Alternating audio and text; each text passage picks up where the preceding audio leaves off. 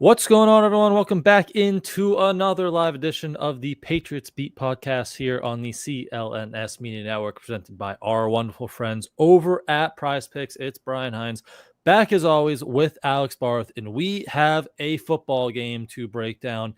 And Barth, that Gillette Stadium scoreboard can still hit 40 points because the Patriots blew out the Washington Commanders in their preseason opener 48-14. Good start for the Mike Vrabel era. And speaking of Vrabel, it became kind of a trend for us in last regular season to kick off these shows talking about the coaching staff. And I feel like it's kind of fitting to open with Mike Vrabel. And I know it was the preseason and the Commanders were playing a lot of their backups. None of their starters played, but Barth, that looked like a Mike Vrabel football team. Physical. You had Will Campbell throwing guys to the ground. You had running backs, receivers lowering their shoulder, looking for contact. It was relatively clean game, right? They only got called for 2 penalties, and this isn't a surprise, right? That's what you know you're getting with Mike Vrabel when you go into the press conference room after games. Now they have a new poster on the wall with their team identity, and number one is effort and finish. And I thought, for the first start here for Mike Vrabel, it looked like a Mike Vrabel physical, tough football team last night. Yeah, I think you summed it up perfectly. And I had talked about this leading up to the game. The biggest thing for me to watch was the operation. And just, are they getting in and out of the huddle? Are they making their substitutions without issues? Are they burning pointless timeouts? Are they committing bad penalties? Like, of the couple penalties they committed, Brian, it wasn't mental mistake penalties. It wasn't false starts. It wasn't being lined up incorrectly. It wasn't too many men on the field. That sort of thing. That holds. Like, that sort of stuff happens. You obviously don't want it to happen, but there's going to be a couple here or there. So I think it was a really good first night for Vrabel. I think you saw his identity on the team, and considering so much of the optimism around this team has been based on Vrabel raising the floor, I think that's encouraging. Yep. Definitely, you saw that competitive, tough, all that, what you would expect from Mike Vrabel. So a good start, but getting into it, we saw Drake May for 2 series, only had 8 dropbacks, a lot of work underneath. It kind of felt like, but he did have the turnover, and that was the big thing, especially a lot of fumbles last year. And he was trying to make a play, gets out of the pocket, loses the football, trying to throw it away. Vrabel said, bad turnover. They need him to be better. It was a good bounce back after that, 8-play touchdown drive using his legs. But overall, what'd you kind of take from that limited Drake May action through 2 series last night? I mean, the turnovers loom large after last season, and it's obviously something we're going to focus on. And Mike Vrabel did not excuse it away. Mike Vrabel was very blunt about the fact that they can't be making plays like that, and Drake May specifically can't be making plays like that. So I think that's something that he's going to, hear about from the coaching staff, and probably something they're going to work on quite a bit. That was kind of the play. There was a lot there that you worry about with this team big picture, because what sets it up is the Commanders run a twist on Jared Wilson and Will Campbell on the left side, and they don't pick it up right. And, you can go back and forth on who's more at fault there. I think some people pointed a little more to Campbell, but they both failed to pick it up. And so that leads to the free rusher, which gets to Drake May, who probably should just take the sack and not make a bad play worse, but he tries to throw it away, fumbles, and now it's a short field. That's a lot of the big picture concerns with this team, all there in one play. Now, it was just one play. I felt like the offensive line had a good night beyond that.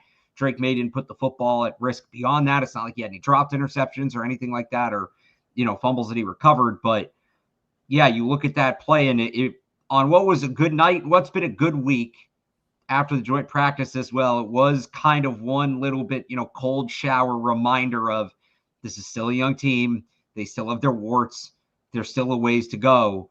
And I think Vrabel kind of wanted to hammer that home. If he's as, I don't know, is stern the right word? If he's as stern about it with them as he was with us last night when he was asked about it, like, that's definitely going to be a major talking point for him coming out of that game.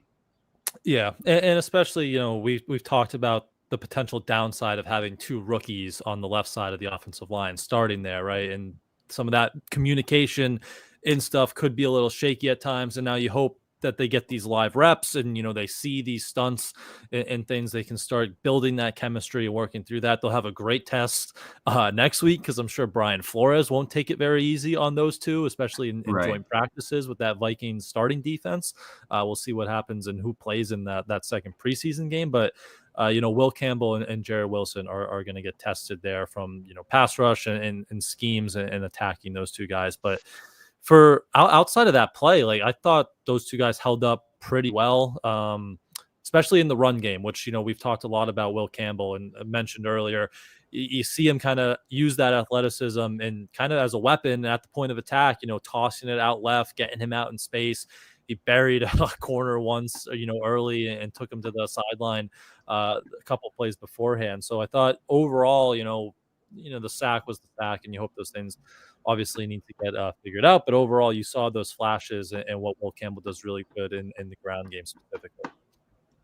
Yeah, the run blocking was excellent, and he's finishing every block, and he's taking guys to the ground. There was like you said, it was just that one play, but that one play is such a encapsulation of everything you worry about this team. It's hard for that kind of not to stand out, but it was that one play. Like they cleaned it up well around that. Definitely. I do want to jump back to the quarterbacks very quickly before we get to the rest of the offense and that offensive line. Because we talked about Drake, and I see some people in the chat talking about Josh Dobbs. It wasn't a great accuracy-wise game for him. He had a couple misses to Kyle Williams specifically, and someone commented, I know Barth is pumped for Ben Woldridge, who kind of rough first couple throws, but really settled down very nicely, Ben Woldridge, and had some really nice throws, hit John Giles over the middle and a few others. So I don't know if Ben Woldridge could push Josh Dobbs here all of a sudden, but I was pretty impressed with what Woldridge showed in the second half there last night.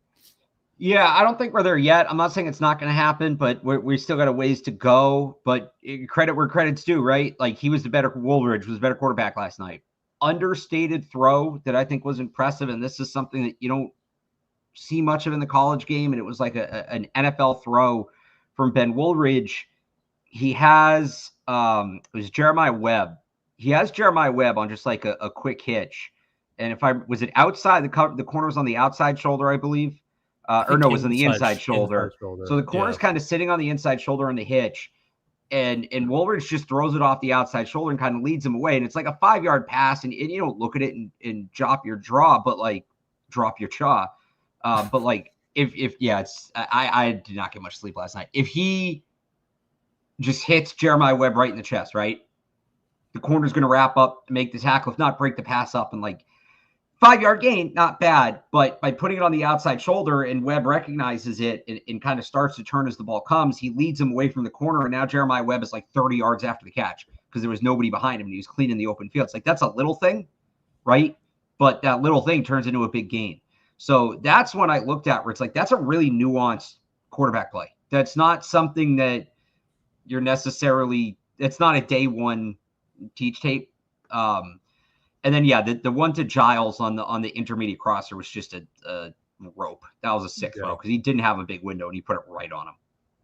Yeah. Yeah, I thought he was pretty impressive because he came in and he had, I think, 2 or 3 bad misses to start. And you're like, oh, boy, this is going to be a rough second half. But he and Vrabel credited him for, settling in very nicely. So I thought he was impressive. Even, the fourth down to Efton Chisholm, stepped up well. And I know he got hit as he threw, but, got the ball to him. So I thought it was encouraging there in first real action for Ben Woldridge. Are you worried about Dobbs, though, at all? Because we've seen a lot of that kind of inaccuracy stuff on the practice field throughout the summer. And, as a backup with Drake's injury concern and injury history, like, are you worried about Dobbs in that backup quarterback position right now? I mean, yes, and like I have been underwhelmed, but my expectations for Josh Dobbs weren't that high. Like if Josh Dobbs is playing meaningful snaps, I don't know like how well would Josh Dobbs have to play for you to be like, yeah, if Drake May gets hurt, I think they'll be okay. Like I don't know that was just ever something that was going to happen, right? He was always a downgrade from Joe Milton, and even Joe Milton comes with his questions, and Drake May's the better quarterback, and you want to see him starting. So Dobbs hasn't been as good as expected, but I've always kind of been under the belief that if we get to Josh Dobbs, either he's the human victory cigar or something's gone wrong, and there's bigger reasons to be concerned. Yep. I think that's a fair way to put it. But that's your quarterback report.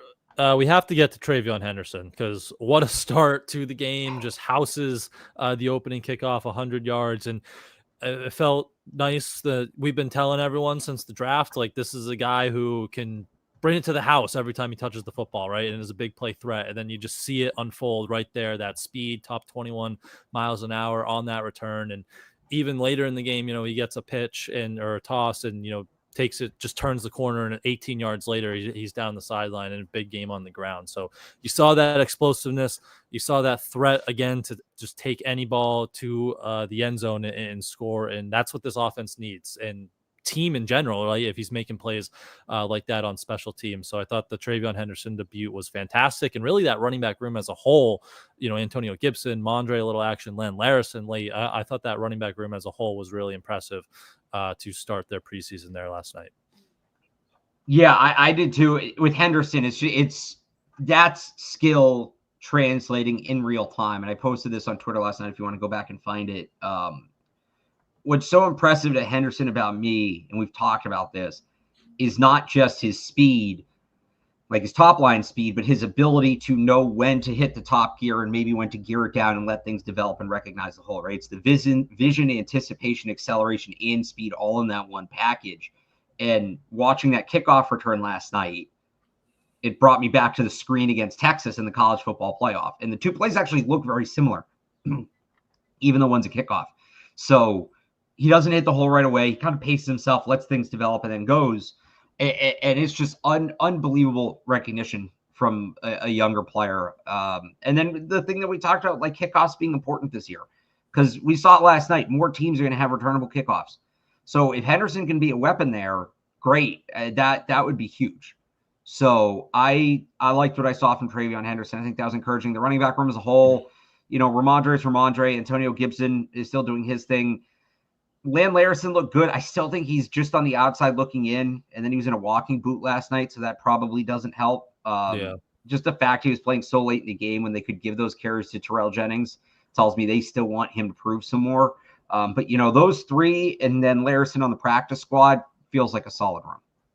Yeah, and even Gibson, right? 62-yard kick return, right? Then they had another one. And Larison was one broken tackle away from probably having a 70-yard return of his own. Like, credit, Jeremy Springer was one of the big winners last night. And no kickoff. We'll get to the special teams, but no kickoffs for touchbacks. They covered all their kicks well. They didn't miss any field goals.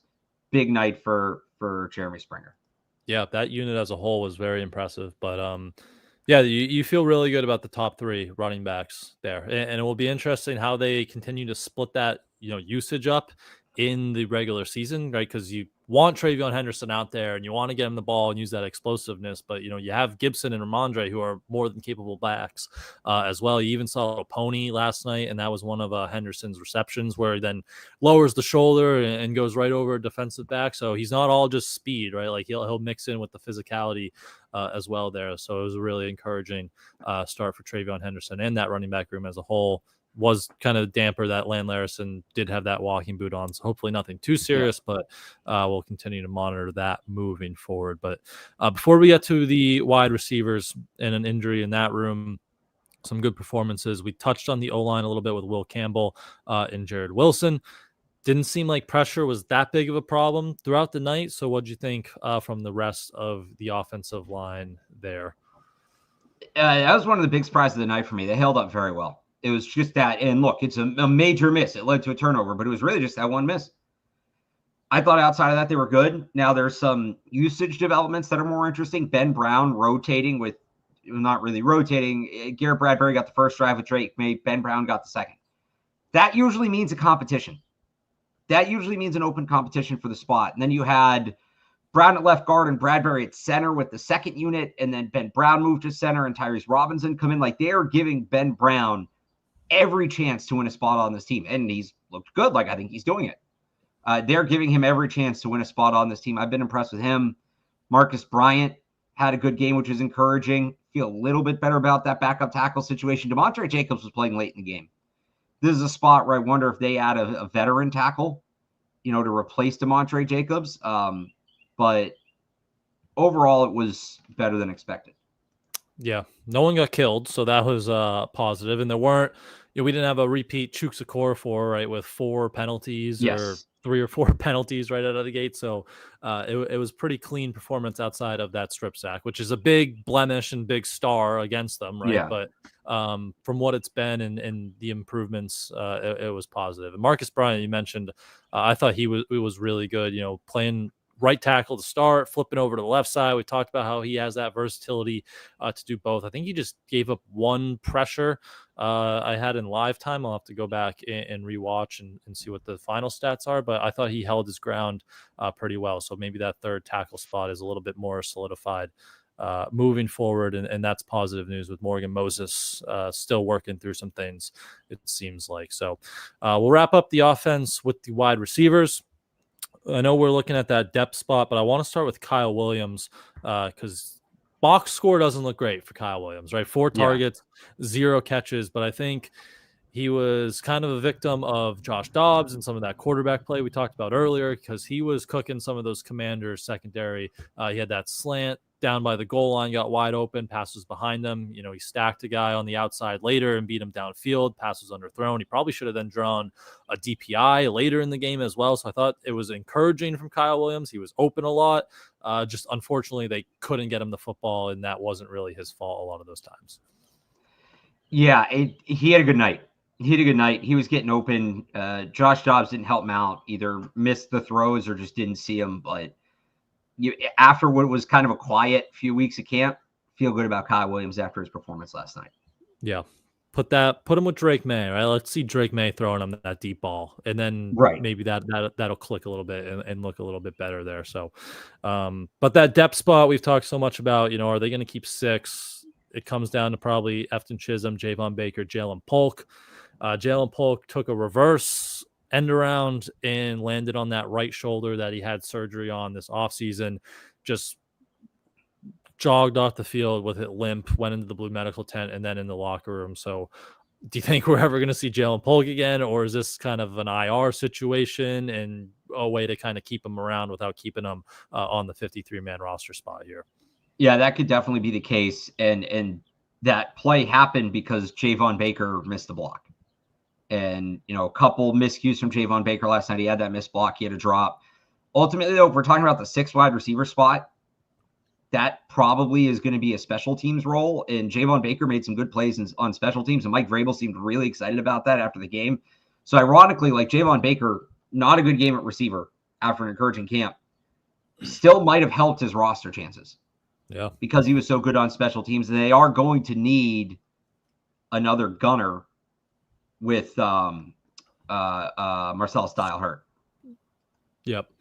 But Efton Chisholm, I mean, come on, 6 catches, 50 yards, touchdown, led the team and all that. What you would expected in Efton Chisholm playing in the second half there, but, he got shouted out by Vrabel for his play strength, working through that touchdown. He sheds off a defender, finds the end zone on 4th down.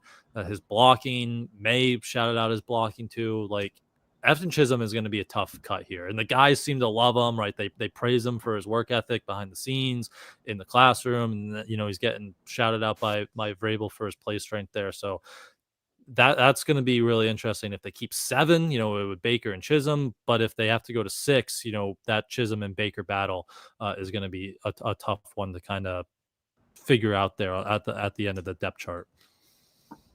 Yeah, I'm with you. I have them both. I think Bourne might be on the outside looking in, though. I still think there's a chance of that. Just kind of out of sight, out of mind. That hurts me to say. Yeah. But I think Bourne's in that conversation.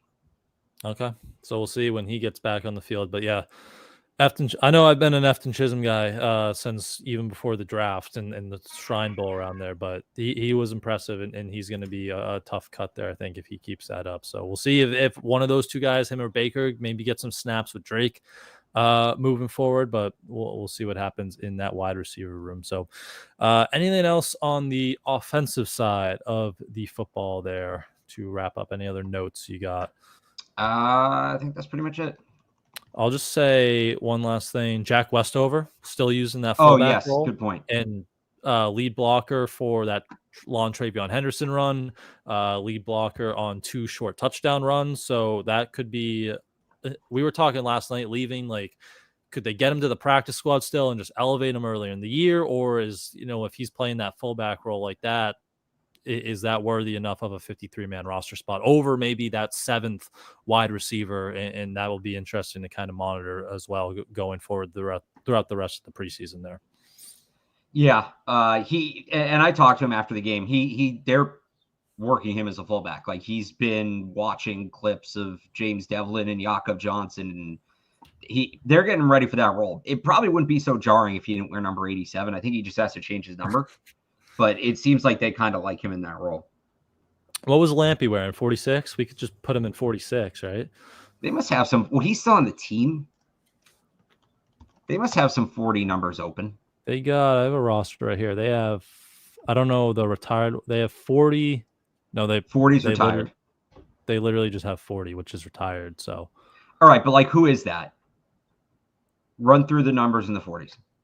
Oh yeah, some of these guys. I mean, it's Schooler 41, yeah. Cam Riley 42, Swinson Chason aren't going anywhere. Monty Rice, RJ Motton are 45, 46. And then Ashby 47, Tavai 48, and Fotheringham 49. So 45, 46, 49, 42 could be open at some point. Even I wonder if Swinson will change his number when there's more available too. That's also true. I don't know what he wore in college, but he should have a chance. All right. To get Jack Westover in the 40s.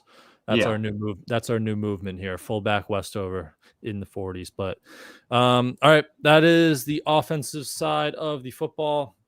Let's jump over to defense and that great special teams unit. But before we do that, I want to hear from our friends over at Prize Picks. Excuse me. And do you know ball? Because you can spice up the preseason action. Not that it needs any spicing up when you're put 48 points up, but you can spice it up on Prize Picks, the best place to cash in on your favorite sports. Just pick more or less on player stats like receiving yards, receptions, rushing yards, touchdowns, passing touchdowns, interceptions, anything, even sacks if you want to get in on the defensive side of the football. Put all those in your lineup for your shot to win up to 2,000 times your cash today, and even take advantage of their weekly promotions that can lead to big payouts.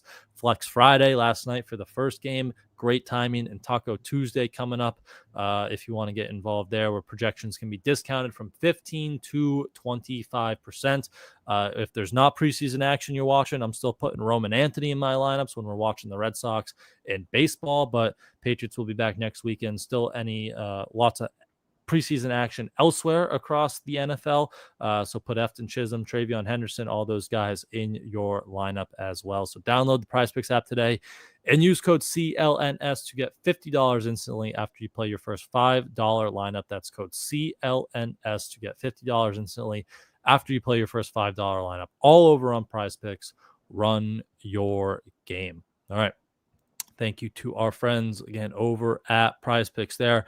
Let's jump back to the defense, and I want to start in that secondary. A lot of guys made some plays last night, and it starts with these two corners we've talked a lot about who are taking advantage of their opportunities without Christian Gonzalez and Carlton Davis. Alex Austin, DJ James continued both their hot summers. James with an interception, Austin with the pass breakup. Barth, do you feel better about those two guys? Feel like they've separated themselves as cornerback 4 and 5 on the depth chart, so do you feel better where that depth is now that you continue to see them playing well even in game action? Oh, yeah, absolutely. They continue to be kind of clear cut above the rest of that group. Nice play from DJ James last night. Ran the comeback at the top of the route better than Michael Gallup did to pick up that interception. I thought those guys had a good night. Yep. And even behind them, like Jordan Polk in the right area to make an interception and a nice return. Miles Battle had a pass breakup. So it is funny. We're still seeing all these things. These guys make plays except Isaiah Bolden and get the opportunities, which we keep coming back to. But I think a lot to like still in that cornerback room as a whole, down your top two guys. But and then in the safety room, Craig Woodson, active, flying around, looking fast, being used deep, being used down on the line of scrimmage a couple times. So I thought that was as well kind of an encouraging debut from Craig Woodson there last night. Looked more like we saw in the spring. He kind of dropped off, and I think some of that was Kyle Duggar came back, and there were just less opportunities. So I don't know that dropped off is the right word, but he was kind of more in the background. Got more of a chance, and just constantly around the football. That's what we saw him do in the spring. We were excited about him.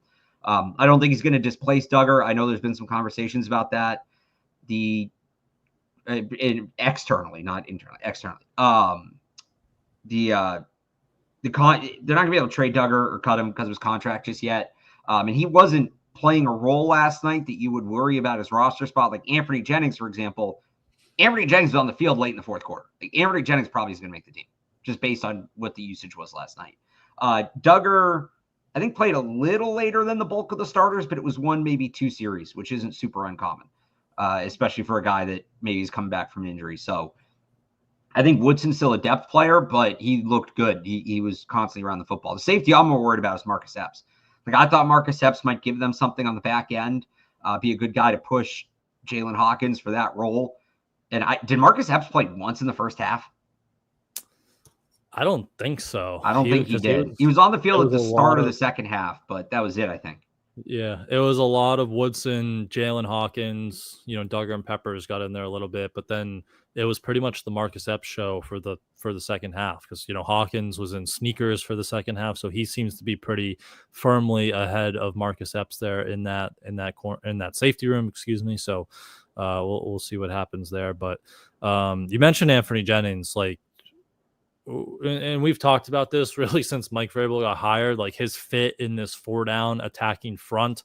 And for as good as he is and proven as he is, as a run defender along the edge, the fit just doesn't seem to be there in this defense in the coaching staff's eyes, because he still make plays out there, right? But it doesn't just seem like the coaching staff sees that fit. So playing into the fourth quarter, I would hope they can trade him because he is a good football player, and to just have to cut him and walk away from him, I think would be a little disappointing. So I hope there is some trade value there, and we'll see if they are ultimately able to get something for him. And the edge behind him, Elijah Ponder, Truman Jones, I thought was really good last night. Like maybe he is replaceable, but it would be a little disappointing in my eyes if they just have to cut him and they can't get any, even if it's a late day 3 pick, which probably it will be, but if they can't get any value back for Jennings there, if they do decide to move on, I would be a little disappointed in that. Yeah, I'm with you. All right. Those edge guys, the depth edge guys, did you like Truman Jones, Elijah Ponder? No Harold Landry last night, a little Keon White, but I thought a lot of those young guys continued their strong stretches that we've seen the last few practices with Jones and Ponder specifically in the pass rush there. I mean, Truman Jones had an awesome night. Awesome night on defense, on special teams. He was a captain before the game. It was Tonga, Jones, Pop, and Cole Strange. So impressive night for him. Yeah, Ponder flashed a couple times. He's somebody that's probably played his way onto the bubble. I don't know that he's on just yet. I think I have him on my roster projection, but I have him as player 53. But yeah, it was a good showing for the young players in the defensive front last night. Ponder a big block on that Henderson return too. So more you can do on special teams there. But yeah, he's gonna have to play special teams to make the team. So yeah, that was big for him. 100%. But yeah, you see that speed to turn the corner, that pass rush ability from Ponder. So there's definitely some flashes there. So and Truman Jones, again, special teams too, involved in the kicking game. So both those guys, that's kind of their path. Some pass rush juice and making plays in the kicking game. But interior, Farmer, a couple pressures, which was good to see because, he's been kind of easing his way back into things in camp, had an injury that he missed some practices. So a couple pressures there. You saw that play strength and length, long 35-inch arms come to use. Anything from kind of Milton Williams stand out to you in his first live Patriots action, or anything along the interior of that defensive line? So he had a good sequence on the first defensive drive where he gets a pressure and then blows up a screen. The big one that stood out to me is Kairos Tonga, just like still making plays and showing up as a pass rusher. And he's been so impressive, and it would be big for them if he can play in multiple situations. So I thought Kairos Tonga continued to build on the momentum he's had in camp.